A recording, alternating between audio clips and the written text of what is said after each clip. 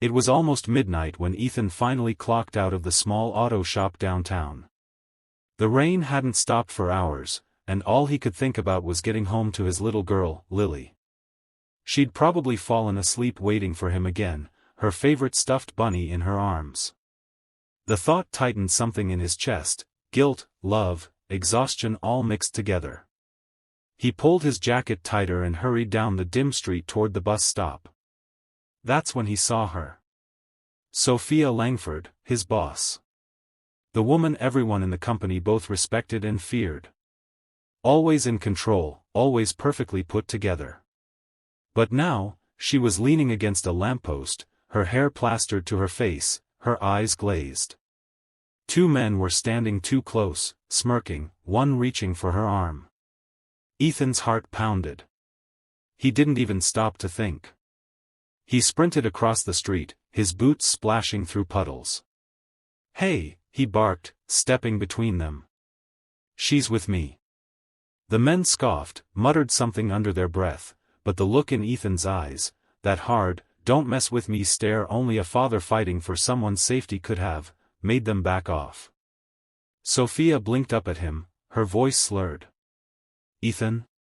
What are you doing here?" He didn't answer. He just took off his jacket, wrapped it around her shoulders, and led her to his truck parked a few blocks away. The ride was silent. Rain tapped against the windshield.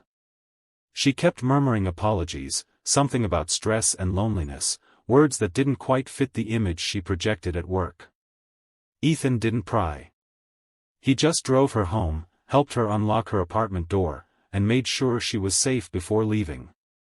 As he turned to go, she grabbed his wrist weakly. "Don't tell anyone," she whispered. He nodded once. Wouldn't dream of it. And that was supposed to be it. Just one night, one secret. But life doesn't always stop where you think it should. The next morning, Ethan showed up to work like nothing happened. He didn't even look toward her glass office. He didn't want thanks or attention, he had enough on his plate. The bills were overdue, Lily needed new shoes, and the world kept spinning like it didn't care. Around noon, a voice startled him. "Mr. Hayes." He turned. Sophia stood there, poised and sober, her eyes softer than he'd ever seen them. She held a cup of coffee, for him. "I owe you," she said simply. He wiped his hands on a rag. "You don't owe me anything, ma'am. I was just in the right place at the right time." Her lips curved faintly. That's what people say when they don't want to be noticed for doing something good. Over the next few days, something shifted. She began checking in on his workload, asking about his daughter, making sure he wasn't staying too late. At first, it confused him. But then he saw it, the quiet guilt in her eyes. She wasn't pretending to forget that night. In fact, she couldn't. One evening, as the shop closed, she stopped him again. "Ethan, why didn't you just walk away that night?" He hesitated, glancing down at his grease-stained hands. "Because I've got a daughter. If she were ever in trouble, I'd hope someone would do the same for her." Something broke in her expression, a mix of admiration and sorrow. "You're a good man," she said softly. "The world doesn't have enough of those." Weeks turned into months. Their bond grew quietly, built not on attraction, but on understanding. She helped him get a better position in the company. He helped her remember what it meant to care beyond profit margins and deadlines. Lily adored her, drawing pictures of Miss Sophia at their kitchen table. But then came the day Ethan's past caught up with him, the custody hearing. His ex-wife, who'd disappeared years ago, was suddenly back, demanding to take Lily away. Ethan was terrified. He didn't have money for a lawyer. He was ready to give up everything. Until Sophia showed up in the courtroom. "I'm here as a character witness," she said firmly, her voice carrying through the room.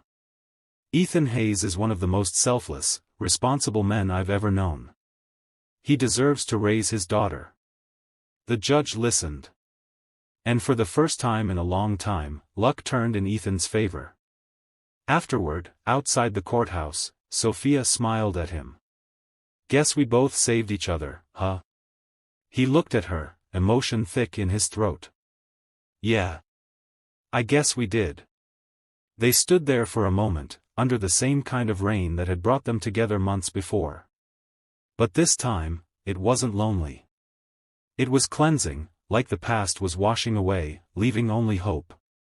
Sometimes, the people who seem the strongest are the ones most in need of saving. And sometimes, doing the right thing doesn't just change someone else's life, it changes your own. Ethan never asked for thanks. But in the end, he got something far greater: trust, respect, and a second chance at life. And as Sophia watched him walk toward his truck, Lily's tiny hand in his, she knew one thing for sure: some debts aren't meant to be repaid, they're meant to be cherished.